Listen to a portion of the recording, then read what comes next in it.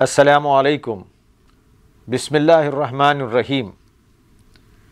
इस्लाम में ज़कात की अहमियत से आप बखूबी वाकिफ़ हैं। ज़कात की अहमियत के पेश नज़र जमात इस्लामी हिंद ने ज़कात सेंटर इंडिया के नाम से एक सिस्टम को लॉन्च किया है। और ये सिस्टम क्या है, किस तरह काम करेगा और किस तरह ज़कात के ज़रिए हमारे मुल्क में तब्दीली लाएगा, गुर्बत को दूर करेगा और समाज की तामीर करेगा, मिल्लत की तामीर करेगा और मुल्क की तामीर करेगा। इन तमाम उमूर पर, इन तमाम बातों पर गुफ्तगू करने के लिए आज हमारे साथ ज़कात सेंटर इंडिया के सेक्रेटरी जनाब अब्दुल जब्बार सिद्दीकी साहब हैं। आपको इस बात का इल्म होना चाहिए कि ज़कात सेंटर इंडिया जमात इस्लामी की कोशिशों का नतीजा है। जनाब अब्दुल जब्बार सिद्दीकी साहब का हम इफ़ाम के इस प्रोग्राम में इस्तकबाल करते हैं और आपसे हम ये जानना चाहेंगे साहब कि ज़कात सेंटर इंडिया की ज़रूरत क्यों पेश आई। ये सवाल मैं इसलिए कर रहा हूँ कि वैसे भी जमात इस्लामी ज़कात जमा करती है, हर साल इसकी मुख्तलिफ़ यूनिटें ज़कात के कलेक्शन में मसरूफ़ रहती हैं। उतने बड़े पैमाने में न सही अपने वाबिस्तगान से इसे हासिल करती है और उसका अपना एक सिस्टम है बैतुल माल का, जिसके ज़रिए डिसबर्समेंट ऑफ ज़कात रकम होता है। तो ये नया कॉन्सेप्ट या ये नया सिस्टम क्यों लॉन्च किया गया है? बिस्मिल्लाहिर्रहमानिर्रहीम। ज़कात सेंटर इंडिया एक पब्लिक ज़कात मैनेजमेंट सिस्टम है। ये सिस्टम हिंदुस्तान के मुसलमानों की मौजूदा माशी सूरत हाल को देखते हुए और हिंदुस्तान की जैसे कुछ पॉवर्टी एलिवेशंस के प्रोग्राम से मुसलमानों का पार्टिसिपेशन को देखते हुए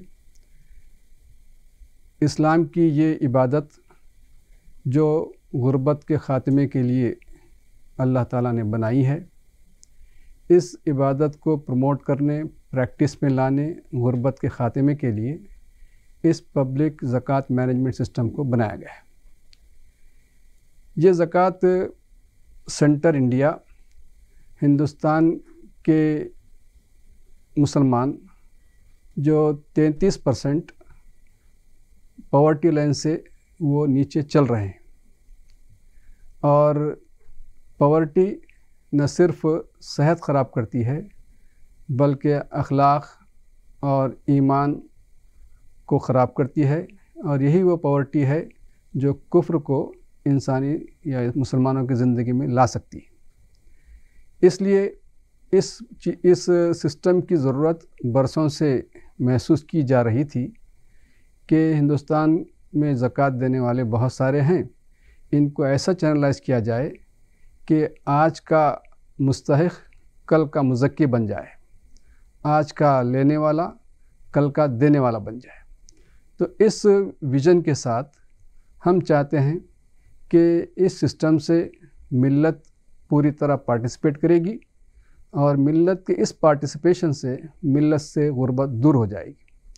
ज़कात ने इससे पहले भी अपना ये फ़ैसला सुनाया था कि जहाँ जहाँ गुर्बत थी, ज़कात के इंटरवेंशन से गुर्बत वो माजी बन गई थी। तो इसी सोच के साथ, इसी अज़्म के साथ, इसी ज़रूरत के साथ पब्लिक ज़कात मैनेजमेंट सिस्टम ज़कात सेंटर ऑफ इंडिया को क़ायम किया गया।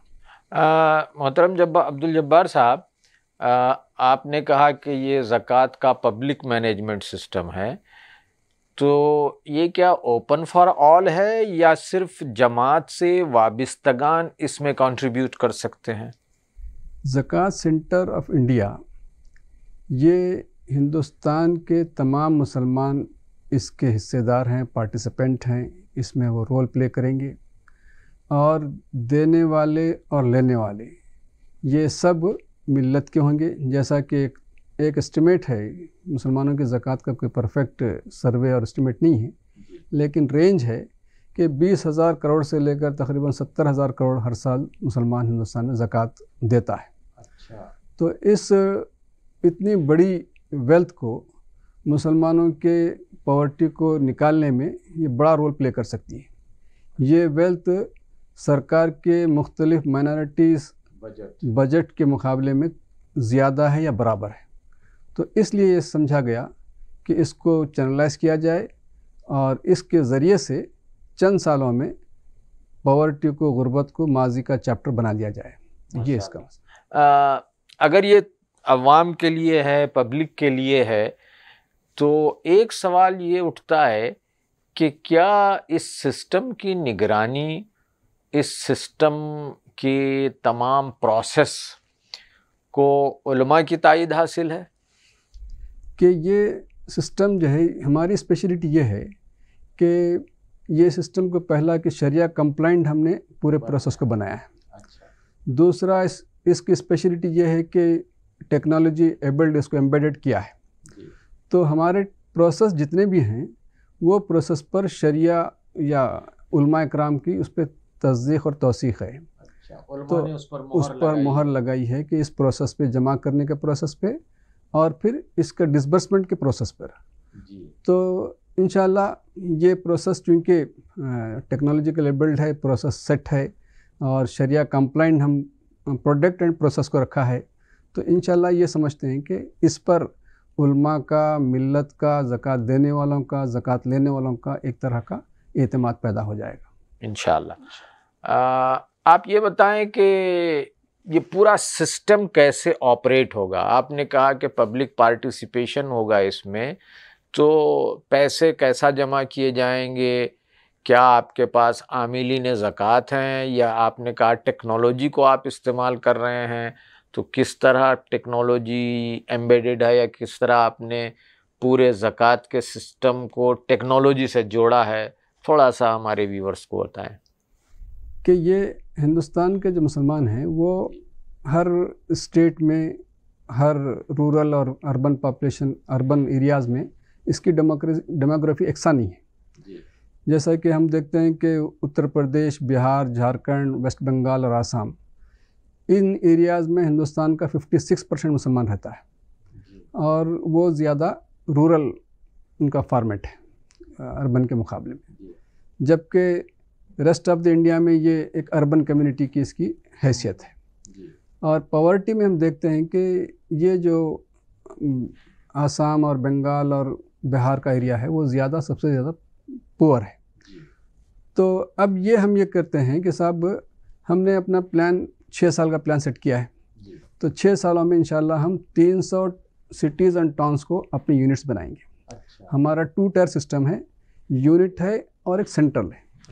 तो यूनिट में जो अर्बन एरियाज़ हैं वहाँ पर हमने कम्युनिटी के तमाम इंटेलेक्चुअल्स, एक्टिविस्ट, फिलैंथ्रोपिस्ट, इन सब लोगों का एक ग्रुप बनाया है जिसे हम यूनिट एडवाइजरी काउंसिल कहते हैं। इसमें सारा रिफ्लेक्शन वो उस मिल्लत की, उस उम्मा की जो वहाँ मौजूद है उसको रिफ्लेक्ट करेगा ये प्लेटफॉर्म। तो इसी को हम उस पूरे मुकाम की ज़कात उसूल करने का इख्तियार दिए हैं और 100% उसी को डिसबर्समेंट का पावर दिए हैं। प्रोसेस हमने सेट कर रखा है। ओके, तो ज़कात जिस मुकाम से जमा होगी उसी मुकाम पर ख़र्च होगी, या ये पूरे हिंदुस्तान में जायज़ा लेकर जो एरियाज़ ज़्यादा मुस्तहक़ हैं या जहाँ ज़्यादा ज़रूरत है वहाँ डिसबर्समेंट होगा? कि जहाँ तक गुर्बत का सवाल है, जैसे मैंने कहा कि सबसे ज़्यादा तो ये जहाँ पर 56% मुसलमान हैं वहाँ पे ज़्यादा गुर्बत है। उसके बाद जो है ये राजस्थान है, उसके बाद गुजरात है, फिर उसके बाद आपका तेलंगाना, कर्नाटका, महाराष्ट्र है। यहाँ पर भी गुर्बत का रेट जो है वो उससे कम है लेकिन ज़्यादा है। कि नेशनल पॉवर्टी का जो मामला है, सबसे ज़्यादा जो डिफरेंस है कि मिल्लत की पॉवर्टी और नेशन की पॉवर्टी में 18% का फ़र्क सिर्फ नॉर्दर्न इलाक़ों में है। और 11% का फ़र्क ये जो मैंने कहा कि यहाँ पर है। हिंदुस्तान में सिर्फ 2 ऐसे स्टेट हैं जहाँ पर मुसलमान नेशनल पॉवर्टी से बेहतर हैं। अच्छा, कि वो है केरला और तमिलनाडु। तो इसका मतलब ये होता है कि मुसलमान नेशनल पॉवर्टी के लेवल से आगे बढ़ सकते हैं, ये इसमें मैसेज जाता है। तो हमने यूनिट बनाए हैं, हमने सेंटर बनाए हैं, तो उस यूनिट पर जो ज़कात जमा होगी, और हमने 5-6 साल के लिए कहा कि भाई इसका मेजर हिस्सा उसी एरिया ऑफ ऑपरेशंस में यूनिट में जाएगा और कोई रूरल एरिया उसमें अडॉप्ट कर लिया जाएगा। तो ये ज़कात सेंटर हिंदुस्तानियों के लिए है और हिंदुस्तान के लोग ही इसमें पार्टिसिपेट कर सकते हैं, ज़कात दे सकते हैं। तो ये सिस्टम है। अच्छा, अब आप ये बताएं कि ज़कात आपके पूरे सिस्टम में जमा करने का तरीक़ा क्या है, और आपके सिस्टम से इस्तिफ़ादा करने का, यानी ज़कात की रकम को हासिल करने का, अगर कोई माशी एतबार से बदहाल है, कोई प्रोजेक्ट शुरू करना चाहता है, तो उसका क्या सिस्टम है। पहले तो ये कि जो मालदार लोग हैं, जो ज़कात के काबिल, ज़कात देने के काबिल हैं, जो साहिब इस्तिताअत हैं या साहिब निसाब हैं, वो आपके इस फंड में कैसे कंट्रीब्यूट करें। तो ये जो हमारा ज़कात हासिल करना या कलेक्शन करने का सिस्टम जो है, वो टेक्नोलॉजिकल एम्बेडेड सिस्टम है कि हमने हमारे वेबसाइट में ये प्रोविज़न रखा है कि आप यूपीआई के ज़रिए से ज़कात हमारे सेंट्रल फंड में जमा कर सकते हैं, डेबिट क्रेडिट कार्ड से आप जमा कर सकते हैं, बैंक एनएफटी करके आप जमा कर सकते हैं। तो आप जितने भी तरीक़े आप मौजूद हैं बैंक ट्रांजैक्शन के, पेमेंट्स के, वो सब उसमें मौजूद है, जिसके ज़रिए से हर आदमी घर में बैठकर नियत भी कर ले तो ज़कात वो दे सकता है। तो उसको इसके लिए ज़्यादा सोचने की ज़रूरत नहीं। उस सिस्टम में हमने ज़कात कैलकुलेटर को भी बना रखा है। तो आप घर पर ही बैठकर अपनी कितनी ज़कात निकलती है वो देख सकते हैं। कहाँ कैलकुलेट कर सकते हैं? तो ये हमारे वेबसाइट पर। अच्छा, आपके वेबसाइट हाँ, ज़कात सेंटर, तो वहाँ एक बटन है, हाँ, और उस बटन को दबाएंगे तो आप कैलकुलेट हो जाएगा। आपका असेट्स में माल डाल दें, वैल्यू डाल दें, तो वो फौरी बताएगा कि आपकी ज़कात इतनी निकलती है। हम ये चाहते हैं कि आप जितनी भी निकलती है जी। ये आपके वेबसाइट का URL क्या है, किस तरह कोई उस पर एक्सेस हो सकता है? कि उसका तो ज़कात इंडिया सेंटर वो .org, ज़कात सेंटर इंडिया या ज़कात सेंटर इंडिया? हाँ, ज़कात सेंटर इंडिया .org, इस पर व्यूअर्स आप जा सकते हैं और वेबसाइट को आप ब्राउज़ कर सकते हैं, देख सकते हैं, आप अपनी ज़कात कैलकुलेट कर सकते हैं और अपनी ज़कात का जितना हिस्सा आप इसमें चाहें कंट्रीब्यूट कर सकते हैं। Please continue.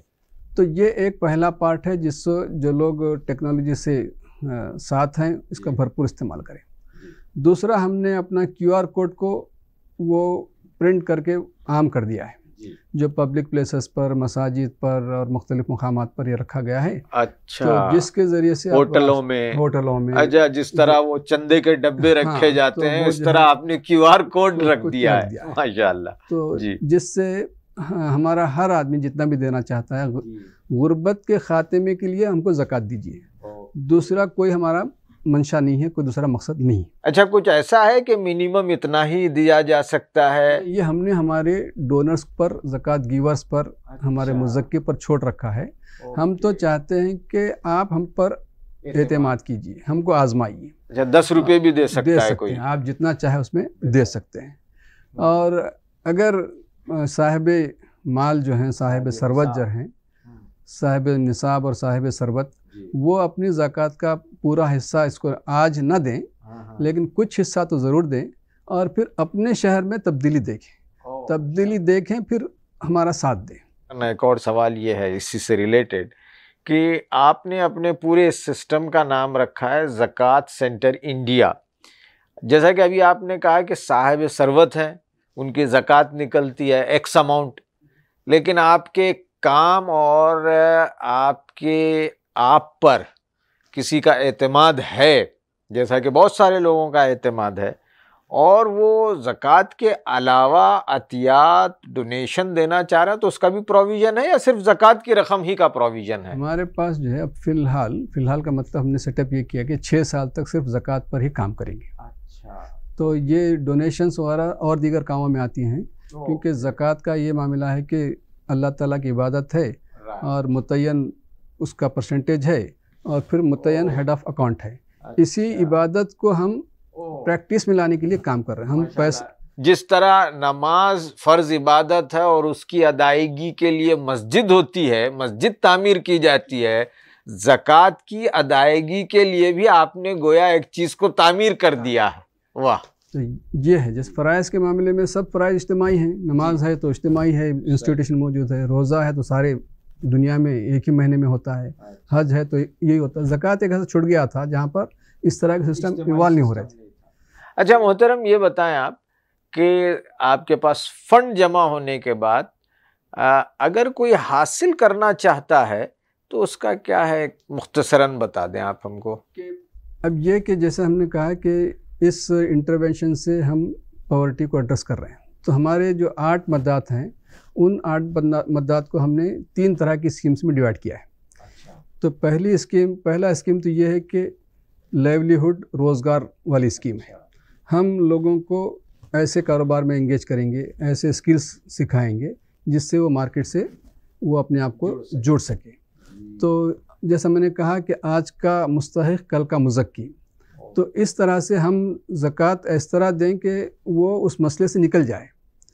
तो इसके लिए ये है कि लाइवलीहुड प्रोजेक्ट्स के लिए हमने ये किया कि साहब हम 2000 दुकानें कायम करेंगे ज़कात फ़ंड से। तो हम उन मुख्तस एरियाज़ में, जिस तरह इस बार के रमज़ान 2022 के लिए हमने 10 सिटीज़ को सेलेक्ट किया है। तो 10 सेलेक्टेड सिटीज़ में ही हम इम्पैक्ट देंगे कि पैसा वहाँ से जमा होगा और वहीं पर वो फ़र्क पड़ेगा, डिसबर्समेंट होगा। तो उसके लिए हम ये करते हैं कि मेरे पास 2000 दुकानें के लिए हमने फ़ंड तय कर रखा है, तो फिर हम 10,000 उन इलाक़ों में 10,000 एप्लीकेशंस को हासिल करेंगे। हमारे पास वो सिस्टम मौजूद है कि क्या क्या डॉक्यूमेंट्स लगाना है, मुस्तहिक़ कौन है, और फिर सारी तफसीलात, उसका प्रॉपर सर्वे होगा, प्रॉपर अप्रेज़ल होगा। फिर हमारी मुकामी कमेटी वो तय करेगी कि साहब इतने लोगों को हम इस बार सपोर्ट करेंगे। फिर उस लिस्ट को हम हमारे सिस्टम में, क्योंकि हमारा जो सॉफ्टवेयर है वो अकाउंटिंग, ऑपरेशन, रिपोर्टिंग सब मौजूद है उसमें। तो ऑपरेशन पार्ट में वो डिसीजन हम डाल देंगे। तो फिर हमारा जो स्टाफ होगा वही जिन अफराद के ताल्लुक़ से फ़ैसले हुए हैं, कंप्यूटर उसी को पैसा रिलीज़ करेगा। तो फिर इसमें यह होगा कि सिस्टम एफिशिएंट होगा, ट्रांसपेरेंट होगा। फिर किसी को अपनी डिस्क्रिशनरी पावर को हमने एक लिमिट कर दिया उसमें। लाइवलीहुड के बाद दूसरा जो हमारा एरिया है, जैसे मैंने ये बात हम कहते हैं कि ज़कात सेंटर का अप्रोच वो प्रोएक्टिव एंड प्रोडक्टिव है कि हम वहीं ज़कात लगाएंगे और सोच समझ के लगाएंगे और सर्वे और अप्रेज़ल करके लगाएंगे जहाँ पर नतीजे हमारे आते हैं। तो एक सेक्टर तो हमने कह दिया कि भाई लाइवलीहुड का हमारा एक सेक्टर है। दूसरा जो है ये क्रिएटिव कंजम्पटिव सेक्टर है कि क्रिएटिव कंजम्पटिव के हाँ, अच्छा। मिल्लत में जो तरीक़ा चलता है वो चलता है रिएक्टिव एंड कंजम्पटिव। कि रिएक्टिव एंड कंजम्पटिव का मतलब ये होता है कि कोई मुस्तहिक़ वो पहुँच जाता है एप्लीकेशन लेकर और ज़कात सेंटर पे फौरी कुछ दिया जाता है। तो देने वाले और लेने वालों के दरमियान सिर्फ कुछ पैसों के अलावा कोई फ़र्क तब्दीली नहीं आती। हाँ, पैसे का ट्रांजैक्शन होता है और इमोशंस का ट्रांजैक्शन होता है। वाह। तो उसको जिसकी वजह से हम देखते हैं कि बरसा बरसे कुछ लोग वो साड़ियाँ बांटते हैं, कपड़े बांटते हैं, 500 हज़ार रुपये बांटते हैं। बांटने वाले भी 3 जनरेशन से जारी हैं और लेने वाले भी वही लोग 3 जनरेशन से जारी हैं। तो इसको ब्रेक करना है हमको। अच्छा, और पिछला रिकॉर्ड देख के दिया जाता है, ये बड़ी ख़ास बात है। पिछले साल 500 रुपये दिए गए तो इस साल 510 रुपये दिए जाते हैं, यानी उसको परमानेंट आप ज़रूरतमंद बना रहे हैं। परमानेंट जो है आप मुस्तहिक़ बनाए रखने का एक प्रोसेस है। हम उस प्रोसेस में कुछ नहीं कहेंगे, लेकिन हम ये कहेंगे कि साहब ये प्रोडक्टिव एंड प्रोएक्टिव। हाँ, कि हम खुद आगे बढ़ें, वो लोग जो मांगते नहीं उन तक पहुँचें। अच्छा, और वो तो खास मद है, मिस्कीन तक पहुँचे। मिस्कीन तक पहुँचे। मिस्कीन मांगता नहीं है, आपसे मांगता नहीं, तो ज़कात सेंटर उन तक पहुँचेगा। तो ये एक चीज़ है। तो सेकंड जो कंजम्पटिव ऐसा हो, क्रिएटिव कंजम्पशन, कि आपकी चीज़ तो कंजम्पटिव है लेकिन वो कल फ़र्क पैदा करने वाली है। जैसा कि education, skill development, competitive exams, higher exams, इसमें हमें 2-4 साल भी हमारे उन मुस्तहिक़ीन की, उन ज़रूरतमंदों की मदद कर दिया, तो फिर वो उस ट्रैक पे आ जाएंगे जहाँ पे वो लेने के नहीं देने के वो मुस्तहिक़ बन जाएंगे। तो इस तरह सेकंड सेक्टर मेरा एजुकेशन एंड स्किल डेवलपमेंट का है, जहाँ पर ज़कात सेंटर आपकी दी हुई ज़कात को वहाँ लगाएगा। तीसरी चीज़ ये है कि जो हमारी रिवायती कुछ मिल्लत की ज़रूरत है, जो कंजम्पटिव है, कि वो लोग जो मार्केट में आ नहीं सकते हैं, मार्केट में कॉम्पीट नहीं कर सकते हैं, जैसे बुज़ुर्ग हैं, बीमार हैं, ये बेवा है या ऑर्फन हैं, इस तरह के जो कमज़ोर तरीन लोग हैं, उन लोगों के लिए जो कमज़ोर तरीन हैं, जो आपकी ज़कात के मुस्तहिक़ हैं, उनके लिए हमने राशन पेंशन एड वाली स्कीम रखी है। तो अब ये राशन के लिए हर महीना के लेने की ज़रूरत नहीं, एक मरतबा सैंक्शन हो गया तो साल भर आपको राशन मिल गया। अच्छा, मंथली बेसिस पे जाएगा। हाँ। तो गोया आपका ज़कात सेंटर इंडिया भी एक लाभार्थी स्कीम बना रहा है।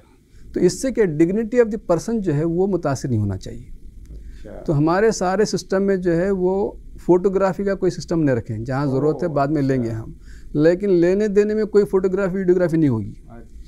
तो जो ज़रूरत है तो वो जब हो जाएगा तब कुछ देख लिया जाएगा।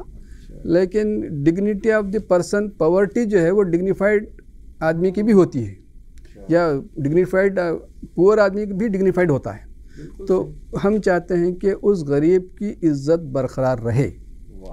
तो इसलिए हम ये कहते हैं कि उस तरह के जो लोग मार्केट से अपने आप को लिंक नहीं करा सकते हैं अपनी मजबूरी की वजह से, उनको हम राशन देंगे 1 साल तक, पेंशन देंगे 1 साल तक, और इसी तरह से तालीम और इस तरह की जो चीज़ें हैं तो वो भी हम देंगे। और अब एक मरतबा सैंक्शन का मतलब साल भर के लिए सैंक्शन, उसके बाद हम निगरानी करते रहेंगे कि उनके अखलाक कैसे बदल रहे हैं, उनकी तहज़ीब कैसी बदल रही है, तो ये हम उस पर देखेंगे। तो आपकी दी हुई ज़कात 3 बड़े सेक्टर में डिवाइड होगी, लाइवलीहुड चेंज लाएगी। और चेंज यही सोच के तहत हमने इंटरवेन किया है, वरना जमा करना बांटना ये और लोग कर रहे हैं, उसमें हमारी कोई स्पेशलिटी नहीं है। कि ज़कात सेंटर की स्पेशलिटी ये है कि आपकी दी हुई एक एक पैसा वो तरक्की के लिए, बेहतरी के लिए लगे, ये हम चाहते हैं।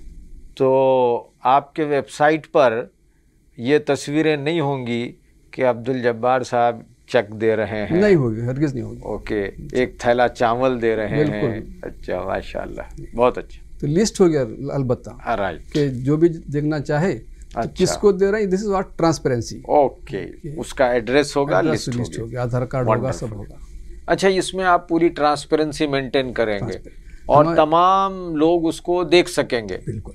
अच्छा सर, इसमें एक और चीज़ ये कि देखिए, अक्सर हम ये देखते हैं कि ये पावर्टी एलिवेशन के या लोगों को बिज़नेस में एंगेज करने के जो स्कीम्स होती हैं, उसमें आम तौर पर जो प्रैक्टिस है वो ये कि 10-15 हज़ार 20 हज़ार दे दिए जाते हैं और एक फंक्शन हो जाता है और मामला ख़त्म हो जाता है।